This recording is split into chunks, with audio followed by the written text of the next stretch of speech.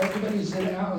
Thank you very, very much for that warm introduction and for so many of you coming out on a rainy day. And I want to thank Artie Simpkins, a great iconic football hero from the Minnesota Vikings, and he played for a few years in my neighborhood, the New York Jets.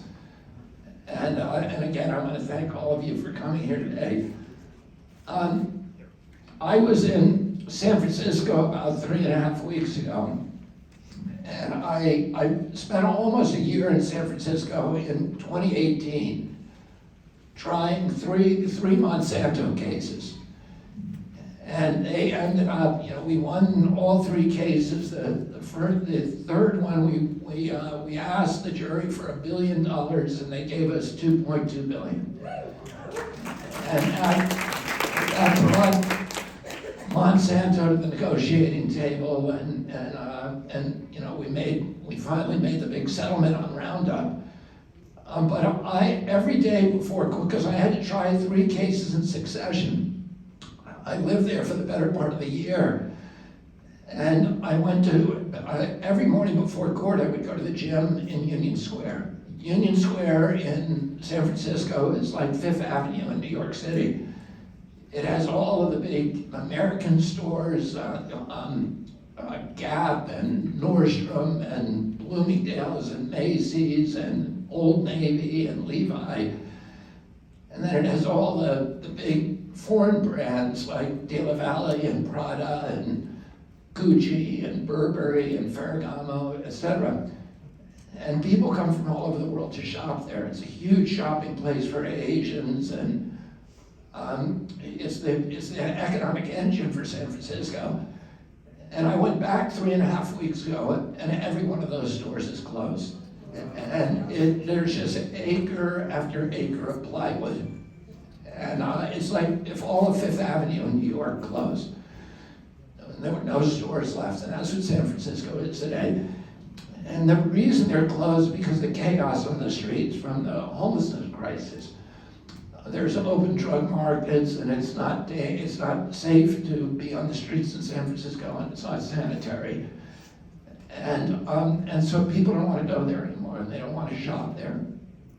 And I love that city. It's to me, it's the most beautiful city in our country.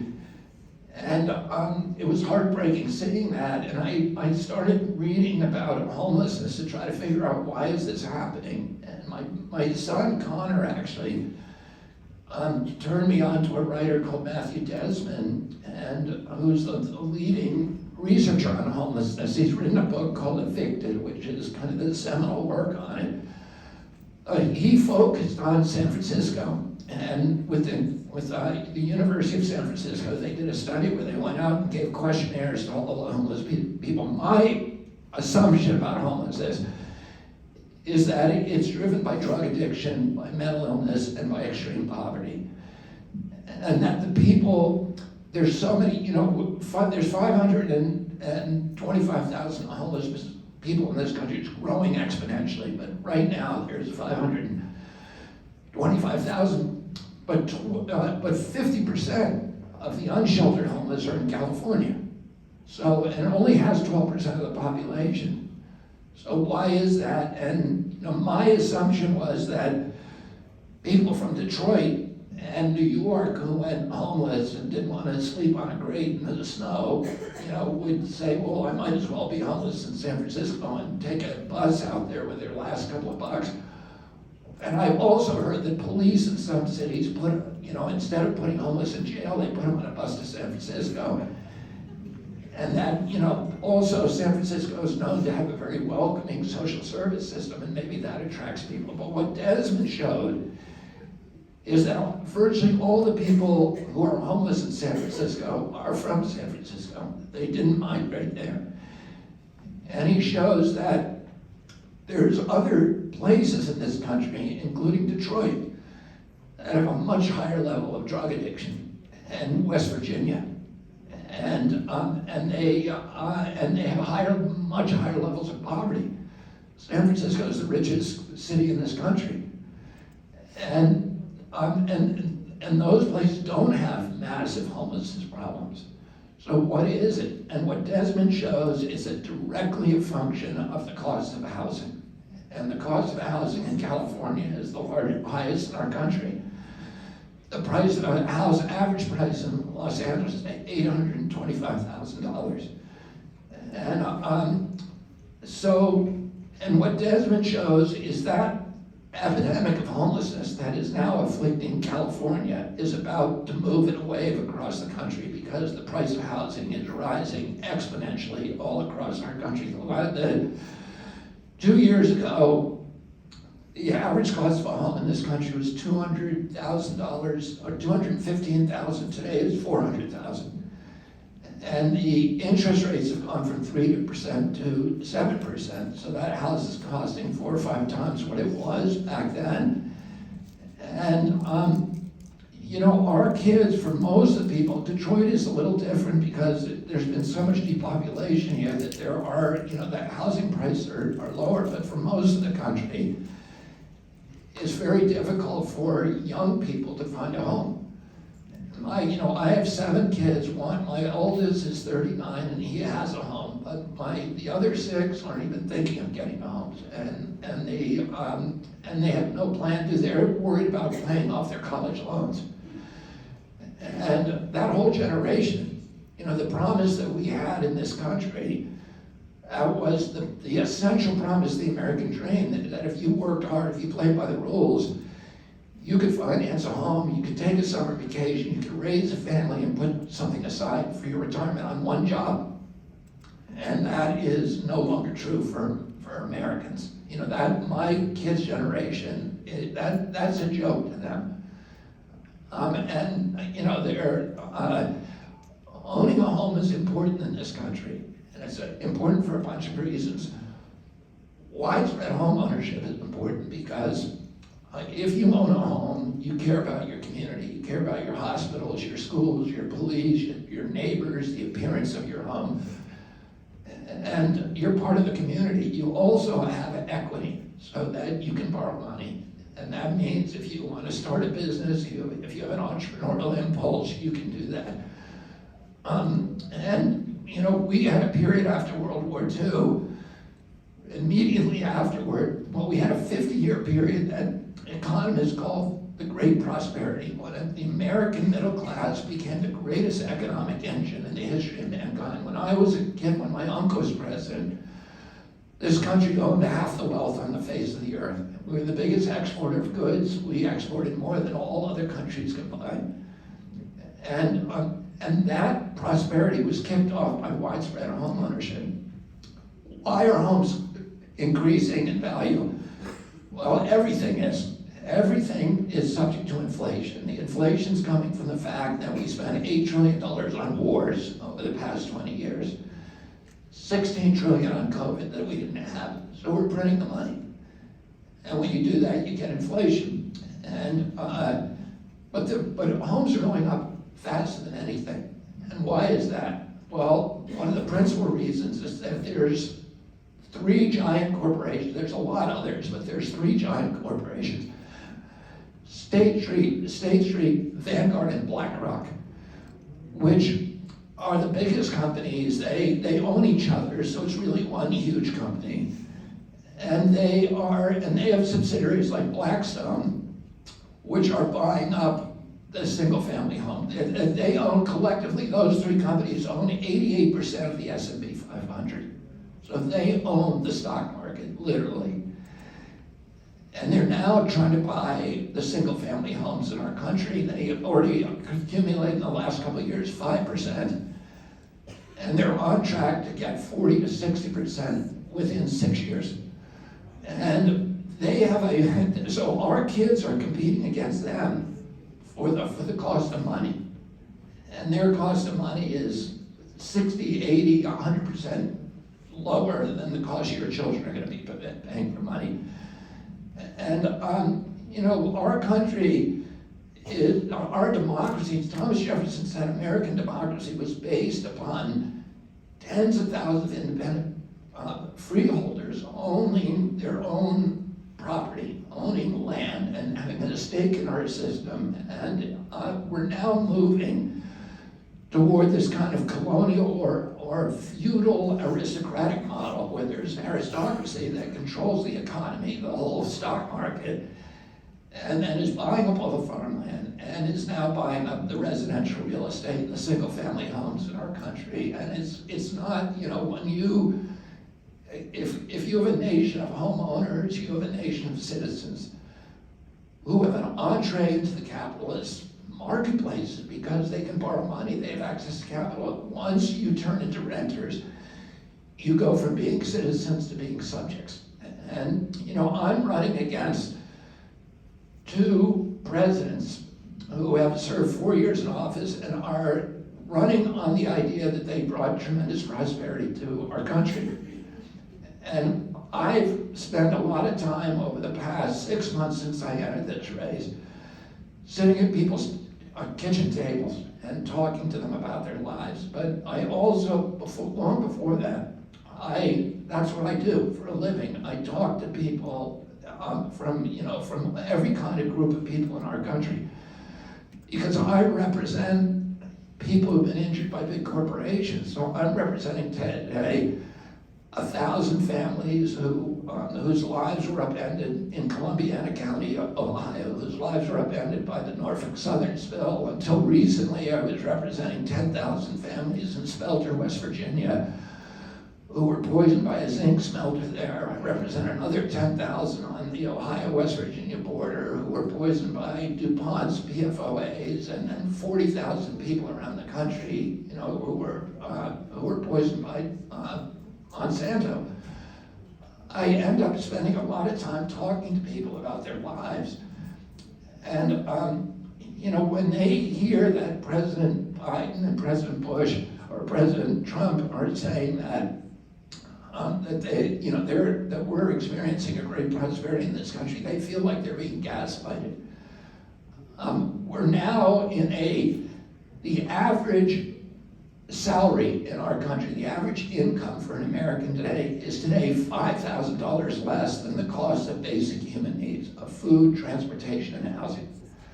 So, and that means if you get just the basic things that you need to survive, you're going to owe $5,000 at the end of the year.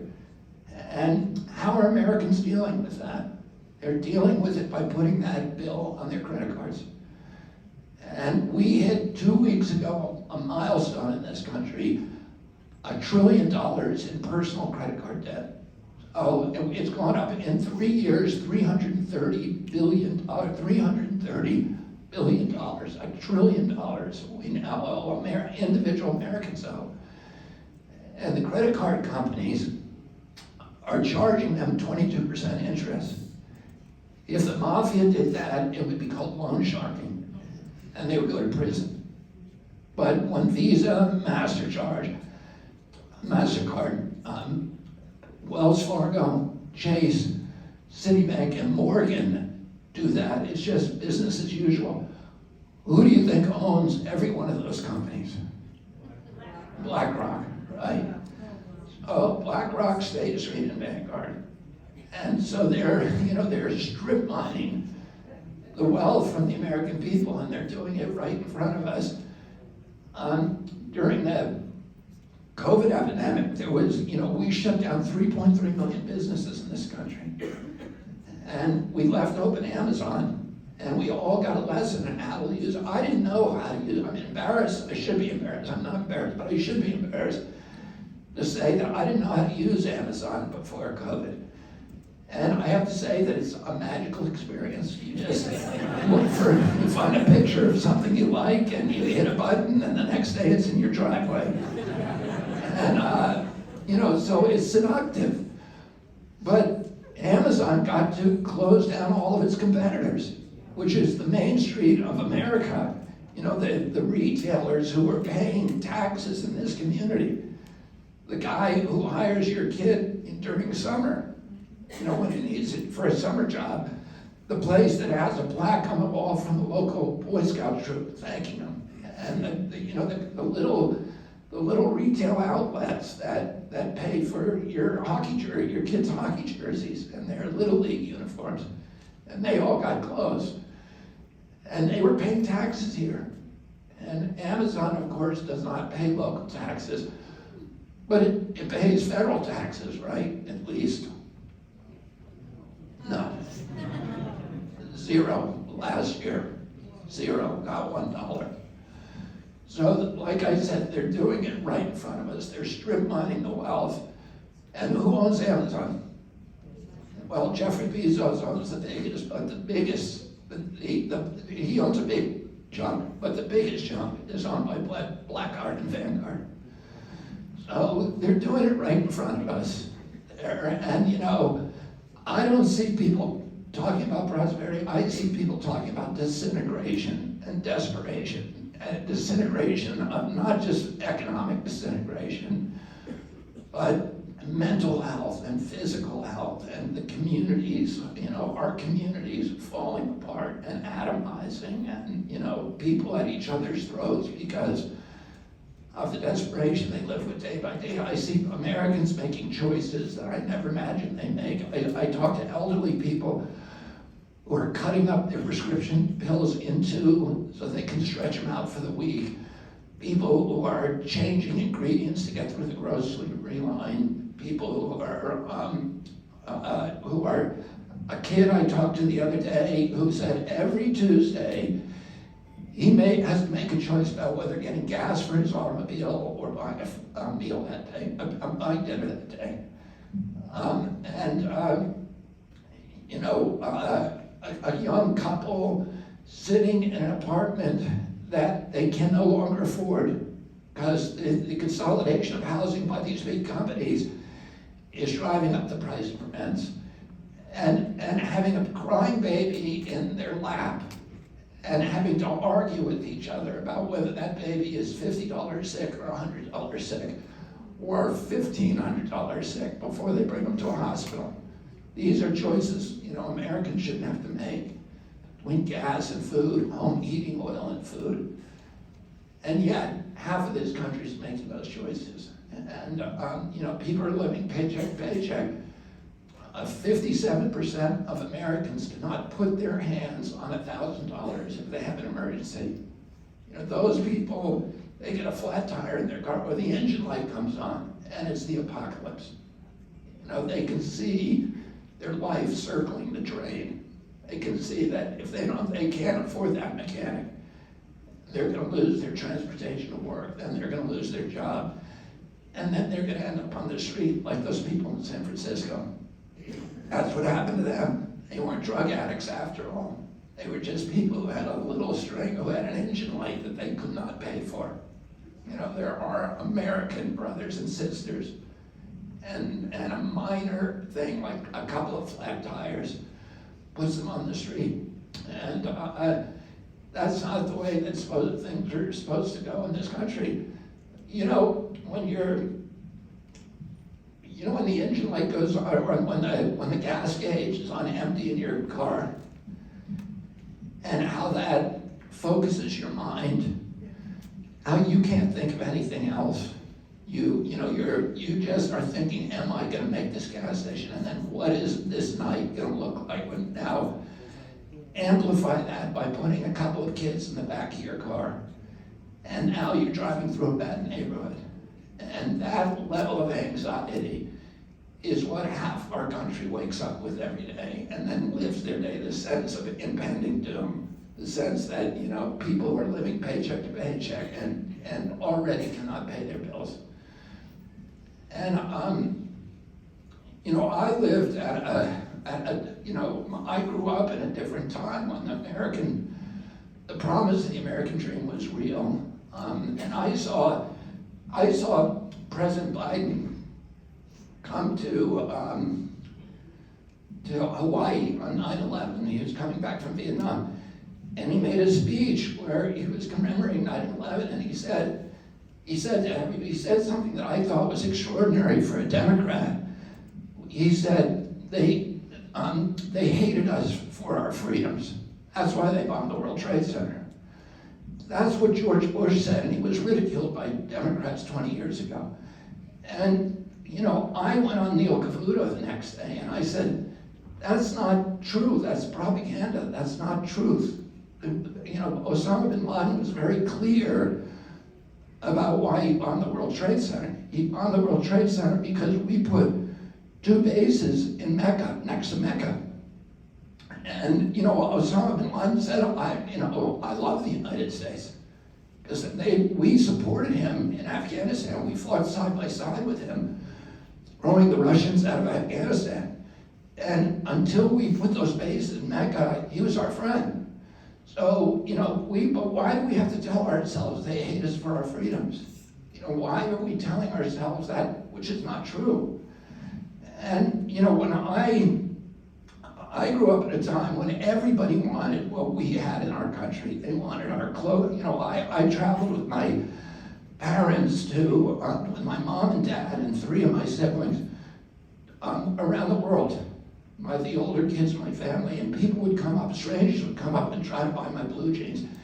They wanted American-made transistor radios. They wanted RCA Victrolas.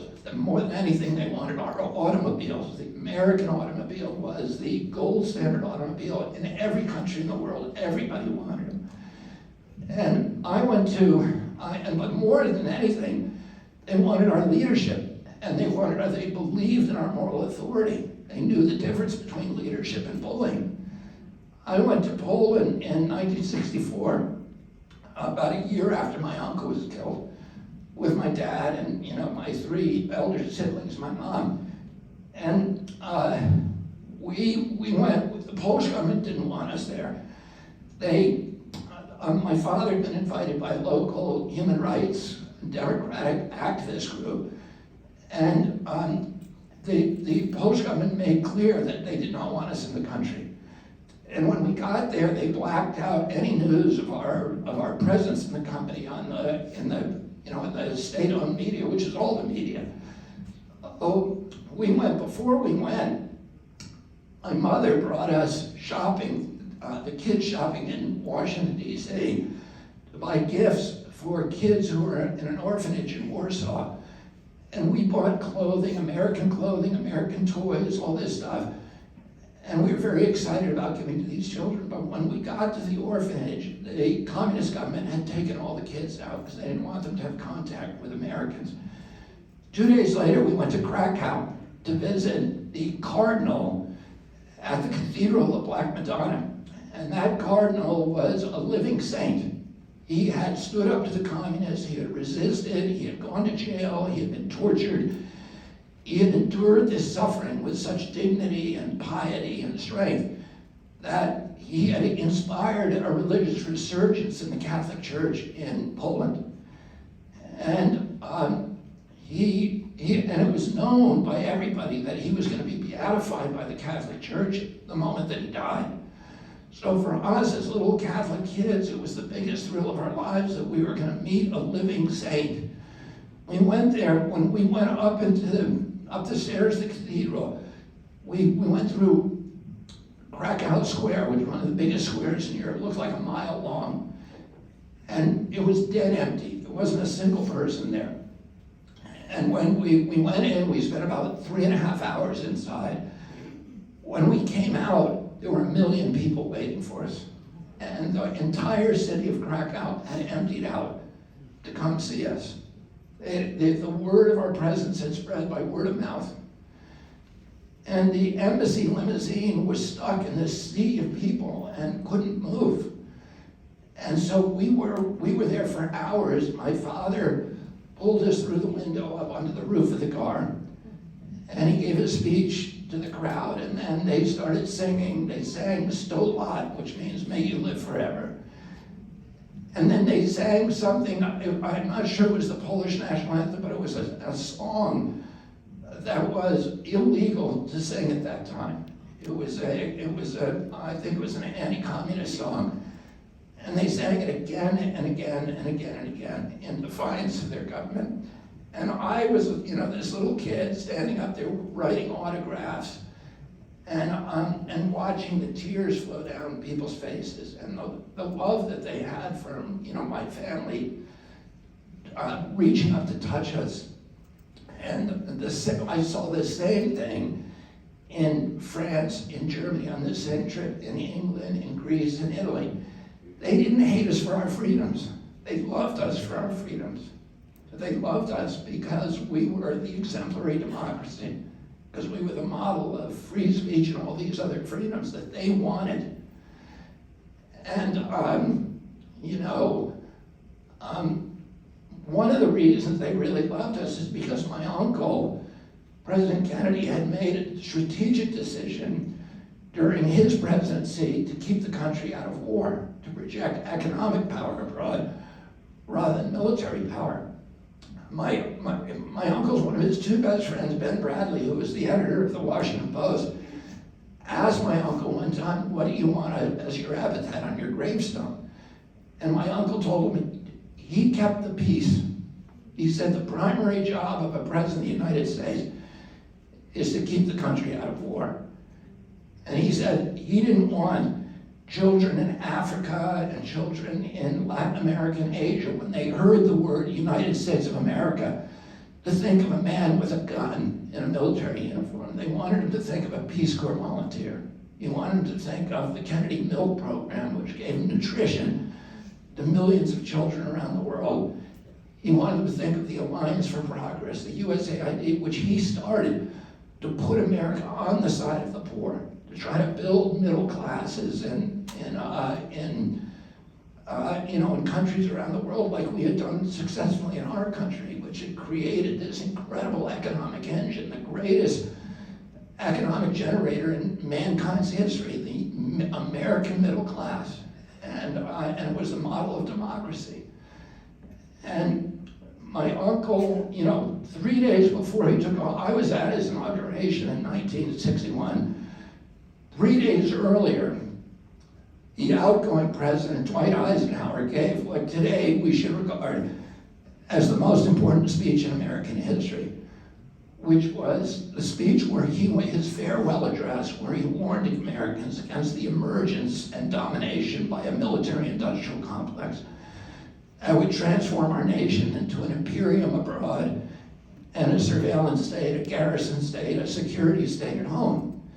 And my uncle was already aligned with that idea, and 4 months into office, the CIA, Allen Dulles, and his Joint Chiefs of Staff came to him and lied to him about the Bay of Pigs invasion.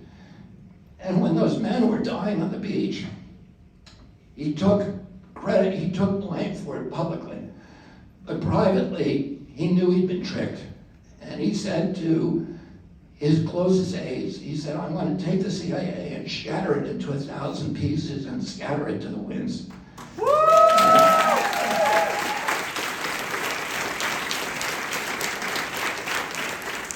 And the next 1,000 days of his presidency was just a fist fight with his military-industrial complex and his intelligence apparatus to keep the country out of war.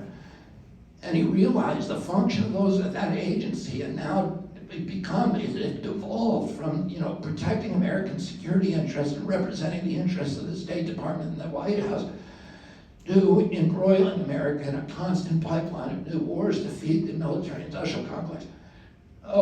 He refused to go into Laos. In the Pentagon in 1961. The Pentagon called him a traitor, his own Joint Chiefs.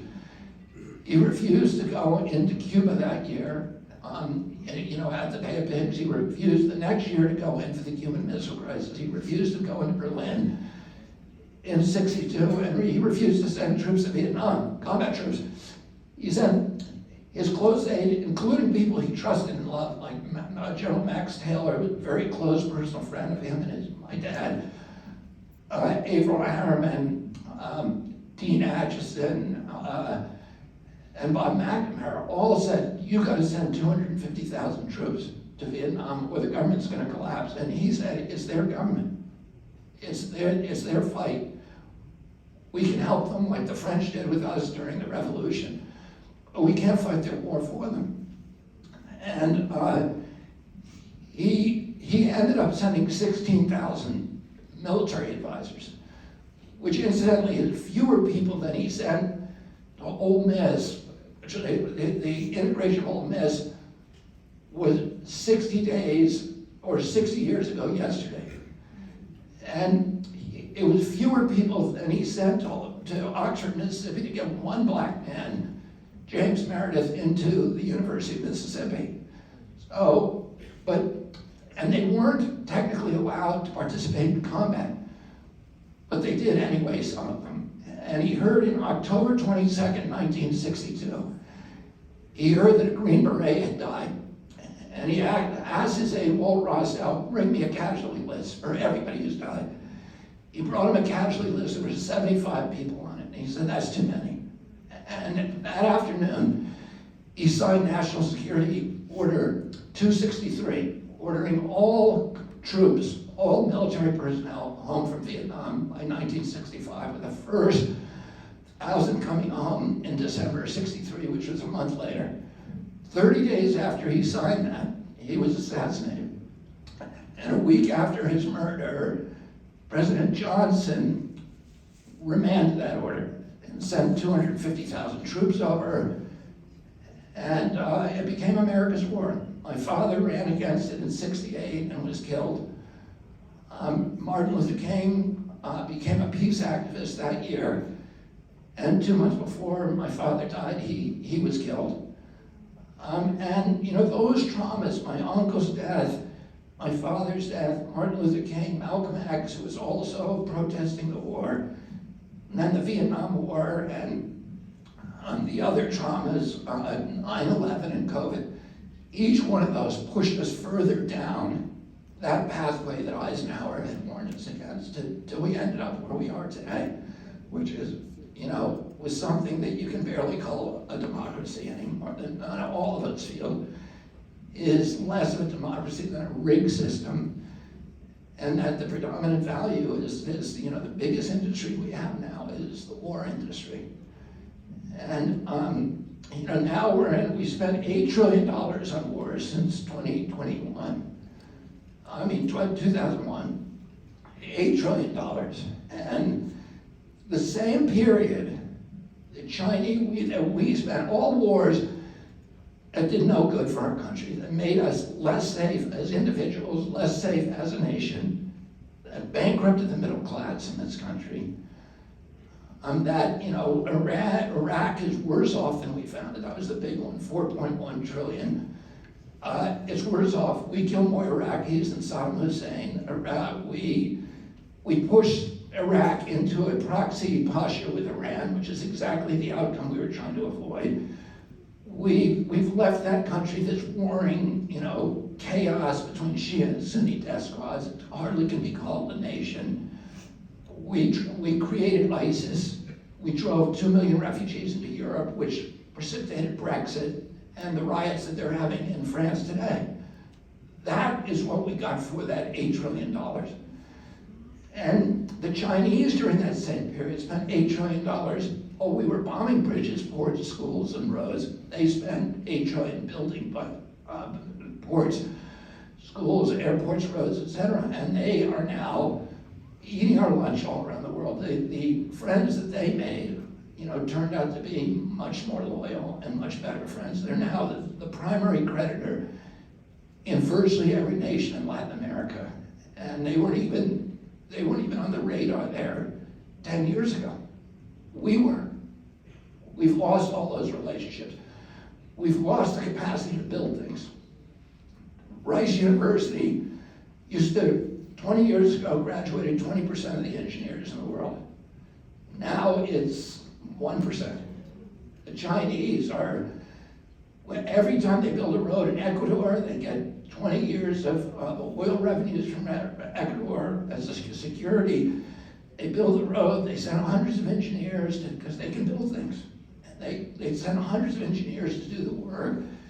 They help their economy, they improve those economies abroad, they improve their relationship, and now they've created BRICS. And by the way, if we even tried to build a road in Ecuador today, we don't have the engineering bench to do it. We can't build stuff anymore. We used to be the country that built everything, that knew, that had know-how and innovation. We have technology. We can't build anything, of steel and brick and mortar. And we've lost, we're losing the heart of our country. And it's all driven by this war. Now, we've spent 113, we committed in March, 113 for Ukraine. A war we should have never had. A war the Russians tried twice to settle with us, and we sabotaged those agreements. People within, our government. We committed $113 billion. And now this week, both the Republicans and the Democrats, the Uniparty, have agreed to send another $24 billion. When Zelensky came to visit. So, what does that mean? Just to give you a little feeling for that, the entire budget for EPA is $12 billion. That's all we have for the environment in this country. That's all we got. That's 1/12 of what we sent to Ukraine. The entire budget for CDC, $12 billion. That's all we got for public health. And I'm not saying either of those agencies spend that money well, because they don't. I want to fix that. But that's all we got. And the month, March 2022, we committed that $113 billion. That same month, we cut food stamps to 30 million Americans from $283 a month to $23 a month. You try eating on $23 a month. And we cut Medicare to 15 million Americans that same month. That same month, the Fed printed $300 billion extra dollars unanticipated to bail out the Silicon Valley Bank. So when the bankers need the money, and when the military-industrial complex needs the money, we got plenty of it. But when Americans are starving, regular Americans are starving, when they can't get access medical care, we don't have anything for them. We have our priorities messed up in this country. And we need to change them.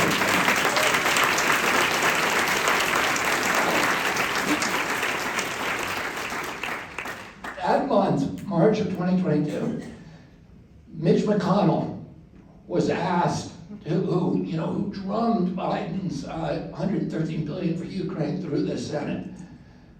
He was asked, can we really afford to send $113 billion to Ukraine? And he said, don't worry, because the money is not really going to Ukraine. The money is going to U.S. military contractors, to Raytheon, General Dynamics, Boeing, and Lockheed. So he just admitted it's all a money laundering scheme for the contractors. Who do you think owns every one of those companies? BlackRock. So, and then, I saw the other night Tim Scott on the Republican debate where they were all talking about the Ukraine war and how they were gonna, make it, really beat the Russians, which they're not gonna do. And they said they all promised to, before they go to war with Mexico and then go to war with China. First, they're gonna, finish up this one. So Tim Scott said, somebody there, I think Vivek, said, wait a minute, it's 113 billion. He said, don't worry, it's not, this isn't a gift, it's a loan. How many of you think that loan's gonna get paid back? Right, nobody. Nobody believes it's gonna get paid back. So why do they even bother calling it a loan? They're not fooling anybody. Well, if you call it a loan, you can impose loan conditions on it. What are those loan conditions? Well, the loan conditions are, first of all, severe austerity programs. So if you're poor in Ukraine, you're out of luck. But the big kahuna is that Ukraine has to put all of its assets up for sale to U.S. corporations. So, it's ports, it's airports, it's, anything, building, anything it owns, but most importantly, it has to put is farmland. The farmland is the biggest asset Ukraine has. It is the breadbasket of Europe. It's the richest farmland on earth. People say that if there have been 1,000 years of war fought over control of that farmland. People say that there's a joke that if you throw a boot on the ground in Ukraine's agriculture areas, something will grow that you can eat because it's so rich. Oh, everybody wants it. And the loan agreement is that Ukraine has to put it all up for sale on an international land market. 30% has now been sold. Who do you think that, well, it's the biggest buyers are Cargill, DuPont, and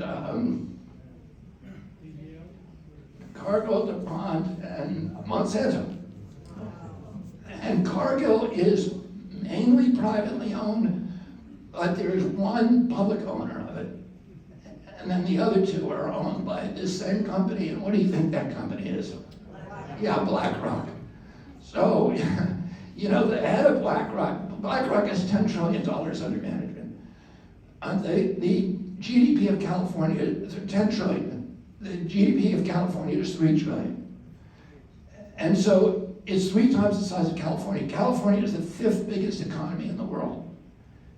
And BlackRock is the 3rd biggest in the world. So, and the head of BlackRock, Larry Fink, is on the board of the World Economic Forum. And World Economic Forum, of course, meets every year. It's called the Billionaires Boys Club in Davos to plan what the world is going to look like for the rest of us. And they call that vision they call it the Great Reset. When he was asked what that means, Klaus Schwab, who's the head of the forum, said it means that you own nothing and yet you will be happy. And so they're on their way to making sure that the first part of that is going to happen really quickly. And like I said, they're doing it in front of us. And how do they keep this all in place? How do they get away with this? They get away with it by keeping us all fighting with each other. Blacks against whites, immigrants against natives, Republicans against Democrats. And when the king and queen look over the balustrades of their castle and all of their subjects are fighting, they go back to the feast and they pop champagne corks because they know nobody's coming over the wall for them.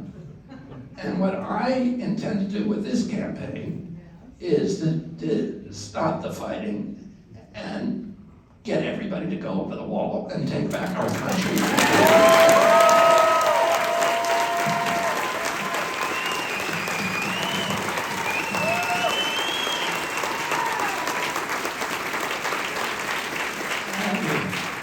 It's like the old trick of the jangling keys. You're to rob a bank and you have one of the crooks who's standing in the middle jangling keys and saying, everybody look over here, and the rest of them are just, robbing us blind. And that's what's happening.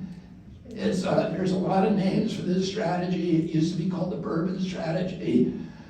But they've got us all fighting over these over issues that are important, over things like guns and abortion and trans and and immigration and stuff. And all of those are issues that are important, but they're not central. And as long as we're fighting over that stuff, they're just robbing us blind. They're destroying everything that we created this country for.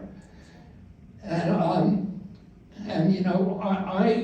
know I'm running. I never intended to run for president. I wasn't sitting around. I would have lived my life a lot differently if I had. Because of what I've done for 40 years, which is to sue these big corporations and sue these agencies, I know how to unravel the corporate capture that is at the center of this corrupt collusion of state and corporate power that is just that is vacuuming the wealth from the American public. I've sued almost all of these agencies. I've sued the USDA repeatedly. I've sued DOT. I've sued FDA, NIH, CDC, EPA, and FCC.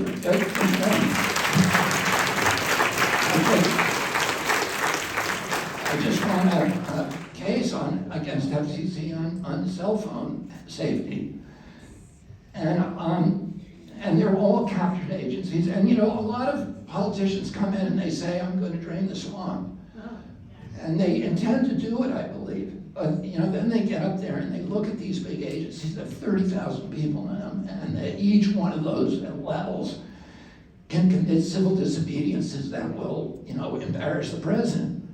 So they're scared of them, and they end up just picking somebody from the industry who is safe and who's going to run that agency. And so nothing ever changes. And I'm not going to do that. I'm going to actually fix them. And I know in a lot of the agencies, I know the individuals that need to be moved. When I sued Monsanto, we came across discovery documents, emails, hundreds of emails from the head of the pesticide division at EPA, a guy called Jess Rowland, who disappeared during the Monsanto trial when we were trying to subpoena him, and the top bosses at Monsanto. And as it turns out, we were paying him a salary during all those years, but he was secretly working for Monsanto, and they would tell him, "We need you to fix this study. We need you to falsify this science." And he was doing it. At one point, we had an email where they were saying, "We need you to kill this study that another agency, an agency called the ATSDR was doing, on, that would link Monsanto Roundup to cancer." And he said, "That's not even my agency, but I can kill it. But if I do, you better give me a gold medal." So we had that email to show the jury. That's one of the reasons the jury gave us $2 billion in the last trial. They were so angry at the corruption. But that's in every agency, and that is the rule rather than the exception. And I can name you who those people are at CDC, who they are at NIH, who they are at EPA and USDA, and I also know the perverse incentive system that link and bind those agencies to the industries they're supposed to regulate and turn them into sock puppets for those industries. Oh, President Trump said he was going to drain the swamp, but then he came in and he appointed John Bolton as his head of NSA. And he took Scott Gottlieb, who was the business partner of Pfizer, and made him head of FDA. And he shut down the Vaccine Safety Commission, which Trump had asked me to do early in his presidency. And then he did an $88 billion favor for Pfizer, his business partner, and then he left FDA to go on the Pfizer board to cash in. Oh, and that's how the system works. And I'm sure President Trump didn't intend to do that. He probably intended to drain the swamp, but he did the opposite. And he didn't understand how to do it. And I do, and I also, I've watched during my lifetime, I've, given my heart and soul for certain politicians who've run for office and then betrayed all the values that had, attracted me to them. And I know that you people want somebody who's not going to do that, and I'm that person.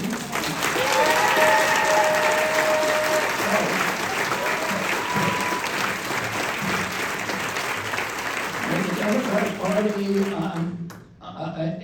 and the Republican Party has the same donor base: BlackRock, State Street, Vanguard, Pfizer, Raytheon, General Dynamics. They're all, they now run both political parties, and that's why the Democratic Party does not like progressives like me. That's why they had to kill Tulsi Gabbard. It's why they had to kill Bernie. It's why they won't give me a fair shot. And you saw, what they did to Bernie. Well, I'm 10 times as dangerous to them as Bernie.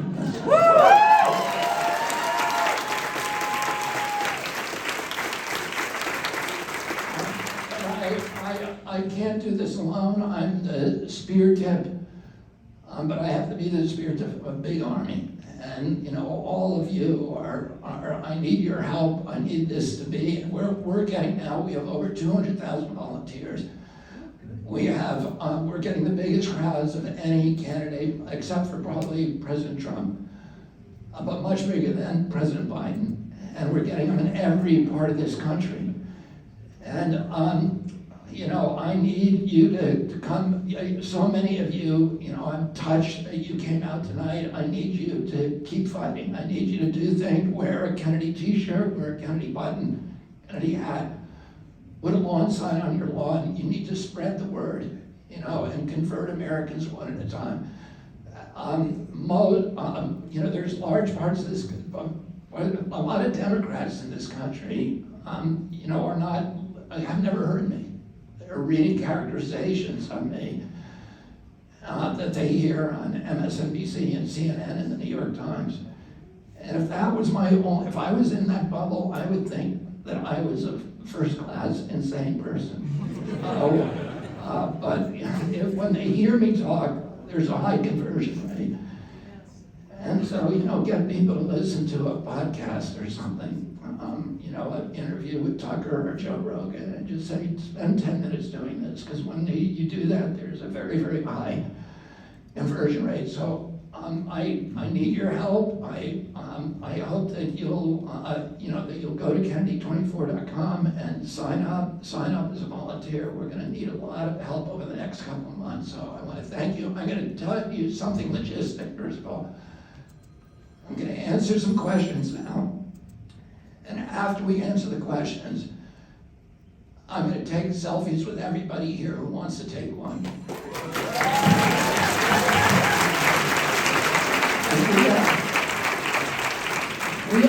We have a system that we've worked out for doing that. We're really good. It seems insurmountable because there's a lot of you.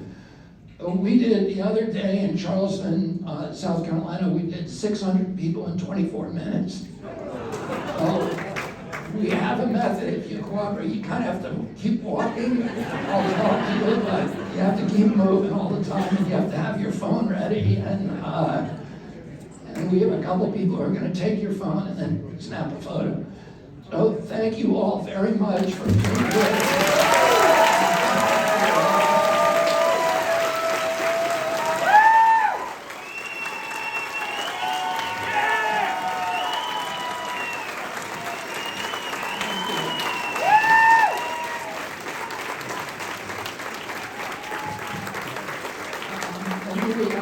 We have somebody with a microphone. Yeah, if you have a question, raise your hand.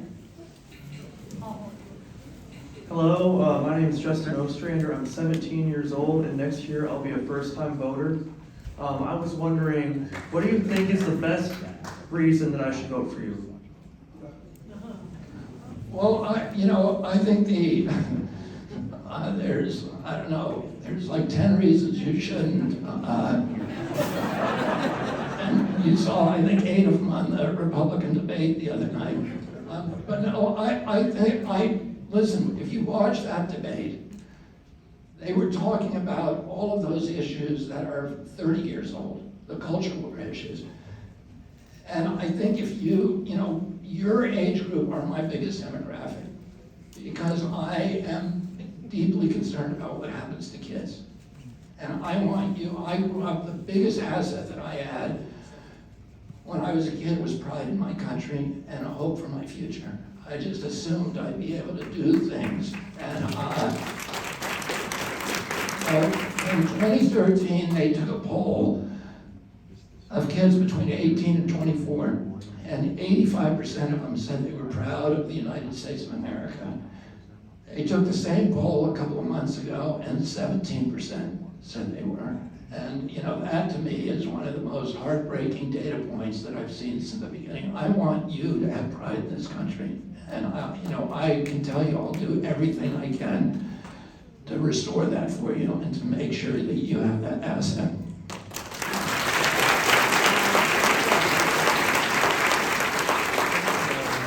Welcome to Macomb County.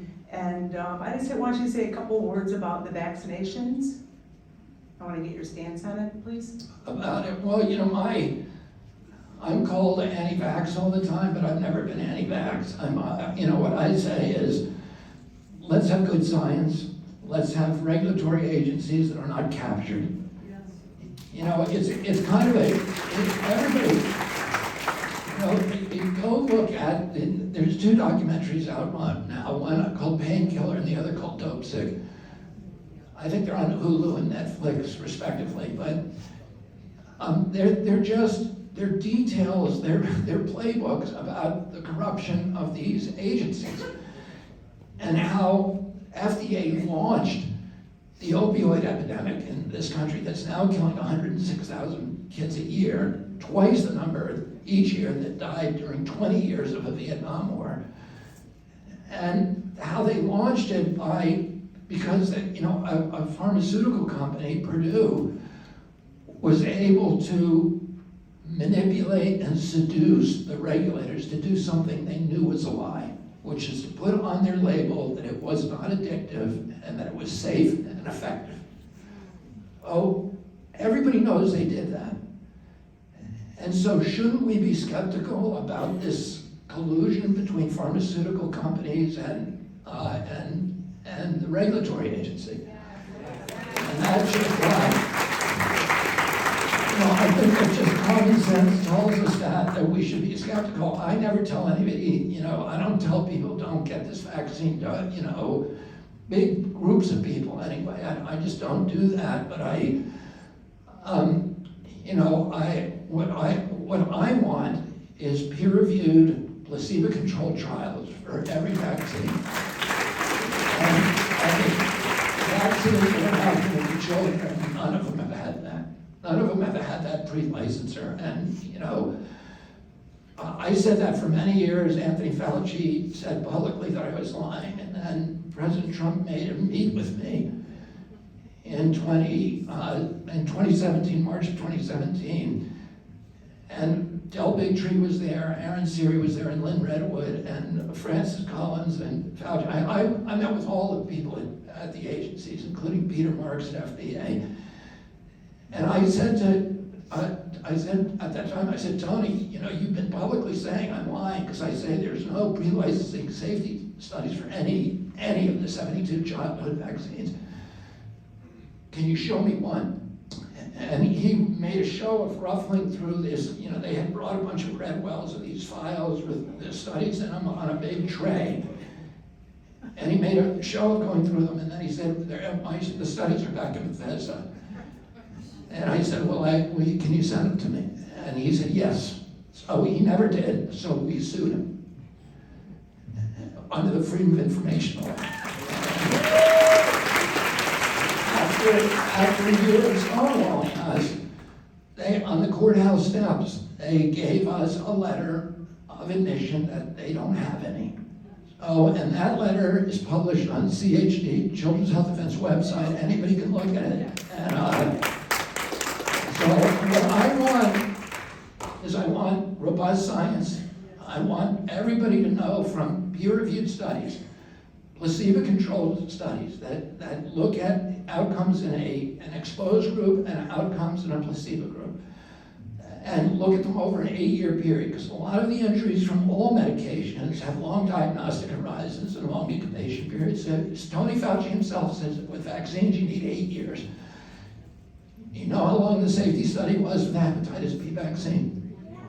4 days, exactly, 4 days. And there was no placebo. Oh, that's not good. And the other ones are not much better. So that's all I want. I just want good science. If somebody comes up with a vaccine that does what they say they're going to do, which is I take it today and 10 years from now I'm more likely to be alive and healthier than not, I'd be the first in line. You know, let's see the science first. That's it.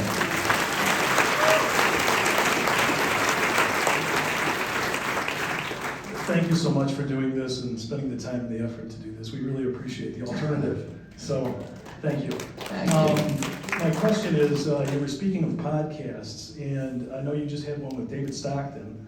Can you tell us the biggest takeaway you had from your conversation with David Stockton? Maybe just one of those. And the second part of the question is, With Stockman. Stockman, excuse me. Yeah. The second part of the question is, one of the best things that President Obama did was to form a national commission on fiscal responsibility and reform. Would you be willing to go back and dust that off and actually take a look at these? I don't know what it does. It was the Simpson-Bowles study on the economy and what we should really do with the economy back in, I think it was in 2004. Yeah, of course, So anyways, if maybe you could talk about David Stockman. Yeah, so Dave, for those of you who don't remember David Stockman, he was the budget director for Ronald Reagan, who made these drastic cuts in government, including in EPA. And so for me at that time, you know, I was one of the leading environmentalists in the country, and I was, you know, to me, he was like Darth Vader. And but he's now first of all, well, he's now, our philosophies have merged, I would say. He's very much, in most respects, I think we're very, very much aligned. He sees the military-industrial complex as the greatest threat to the American economy and American values. He's aligned with me on the chronic disease epidemic, which is, you know, cost us $3.7 trillion, $3.7 trillion a year. And he's aligned with me on, like, you know, human rights issues, on free speech, etc. So it was, you know, when I went on with him, he's very, first of all, you know, he's got to have an under 180 IQ. He has total recall. He's incredibly articulate. He speaks in fully formed sentences that are perfectly constructed, in perfectly constructed paragraphs. And you have a casual conversation with him, and it sounds like somebody spent 20 hours formulating the wording of it. So it's very poetic the way he talks, and it's beautiful. And I love, you know, that kind of eloquence. And so for me, it was just an incredibly joyful experience of finding somebody who was my enemy. And now he's my friend. And he's a big supporter for me. And I asked him to craft my economic program, and he did a brilliant, brilliant job at doing it. And, you know, I have people from the whole map who are giving me incredible economic advice. You know, Jeffrey Sachs, who was a globalist, and it was exactly the opposite of Stockman, and now has also merged and is very anti-war and is agreement. So, you know, it's been, I think a lot of us had this experience during COVID of losing a lot of relationships and then finding a lot of relationships. And, you know, the best relationships come from shared values rather than blood or, you know, and I think so many of us, you know, the people in this room are people who come from all, you know, probably at least half of you are Republican, a lot of you are independent, you know, a lot of you are Democrats, but we all, you know, have a shared value that brought us into this room tonight, a shared vision of what this country should be looking like.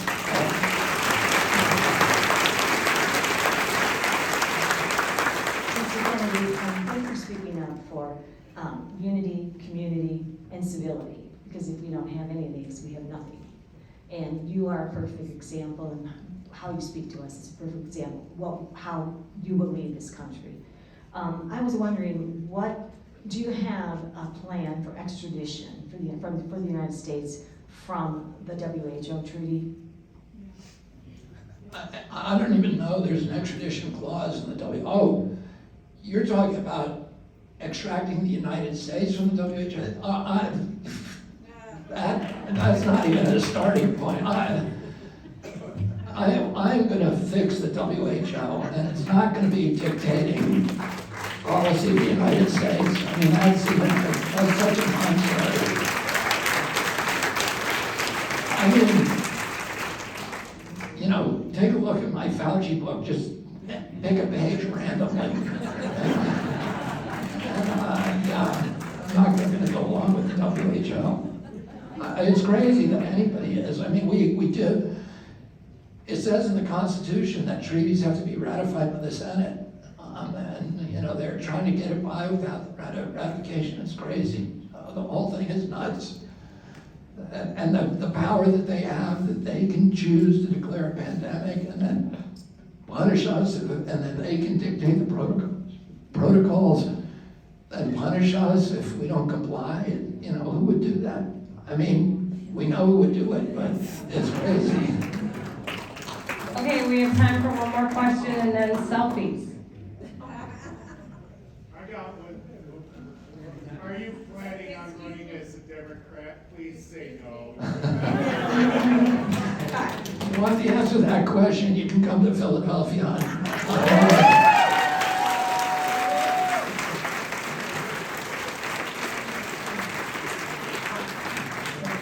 We'll take one more, staff.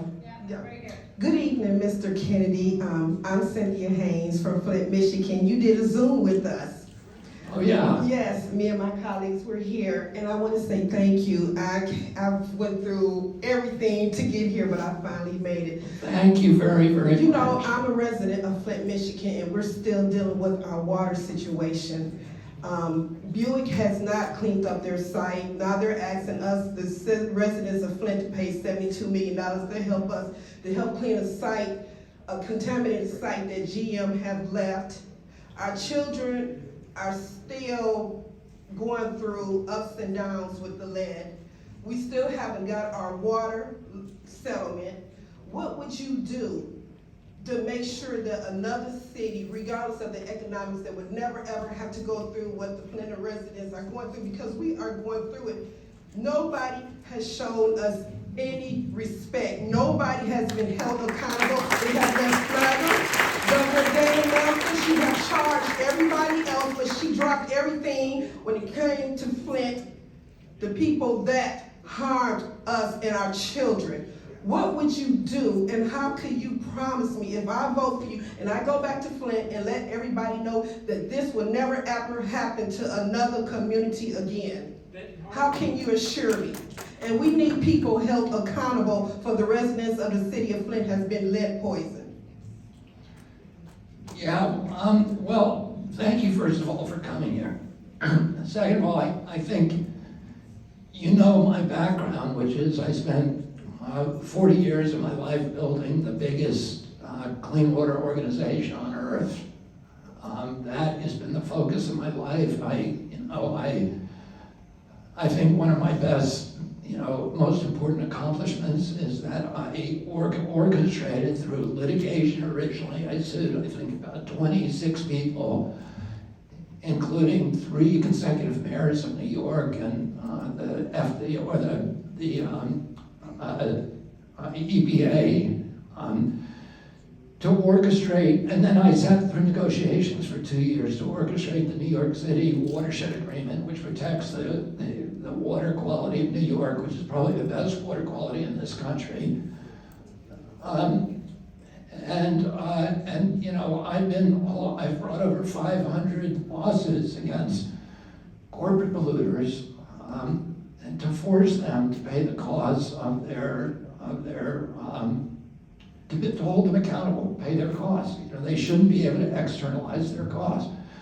You show me a polluter, I'll show you a subsidy. I'll show you a fat cat using political clout to escape the discipline of the free market and force the public to pay their production costs. If you want to bring a product to market in a free market, you pay all the costs of getting it there, including the costs of cleaning up after yourself, which is a lesson we were all supposed to have learned in kindergarten. And, GM and Buick have left that toxic material on site is unacceptable. The reason they've been able to do that is because the EPA is owned by those companies. And, when I get in there, it will be owned back again by the American people. And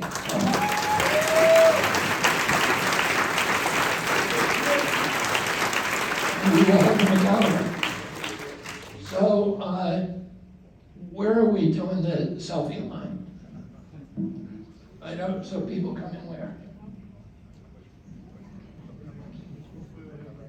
Okay. People are gonna come from this side. And thank you all very much, and I look forward to seeing